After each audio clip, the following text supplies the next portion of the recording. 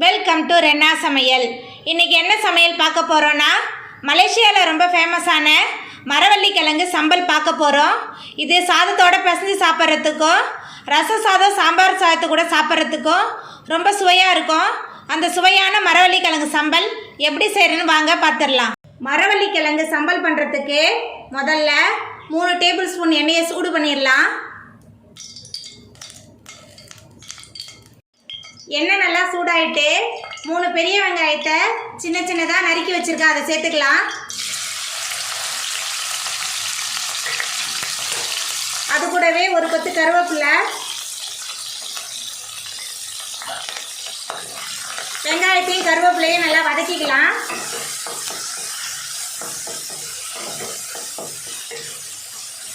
நல்லா பொன்னீர் ஆகிற அளவுக்கு வதக்கிக்கணும். சம்பலுக்கு எண்ணெய் கொஞ்சம் தாராளமாக விடணும், அப்போ தான் டேஸ்ட் நல்லாயிருக்கும். வெங்காயம் இந்த அளவுக்கு நல்லா வதங்கினதுக்கப்புறம் நான் காஞ்ச மிளகாவை 1 மணி நேரம் தண்ணியில் ஊற வச்சு அதோட 4 பல் பூண்டு சேர்த்து விழுத அரைச்சி வச்சுருக்கேன், அதையும் சேர்த்துக்கலாம். இதையும் சேர்த்துட்டு நல்லா வதக்கலாம். காய்ந்த மிளகாயோட பச்சை வாசனை போகணும், அது வரைக்கும் நல்லா வதக்கிக்கலாம்.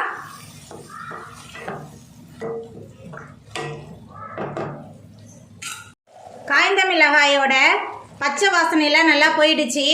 இப்போ நம்ம மரவள்ளி கிழங்கு சுத்தம் பண்ணி வச்சுருக்கோம். இது 1/2 கிலோ மரவள்ளி கிழங்கு. இப்போ அதை சேர்த்துக்கலாம். தேவையான உப்பு சேர்த்துக்கலாம். சேர்த்துட்டு நல்லா கலந்து விட்டுடலாம். இந்த காய்ந்த மிளகாய் விழுதோட இந்த மரவள்ளி கிழங்கு நல்லா கலந்து வெந்து வரணும், அது வரைக்கும் நல்லா வேக வச்சுக்கலாம்.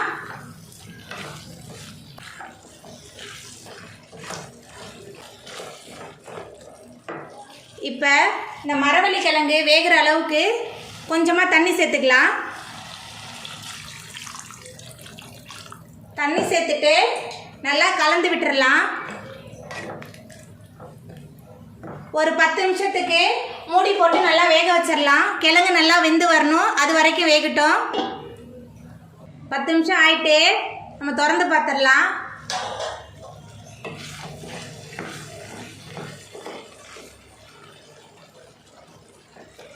நம்மளோட மரவள்ளி கிழங்கு சம்பல் ரொம்ப சூப்பராக ரெடியாகி நல்லா வெந்து வந்துருச்சு.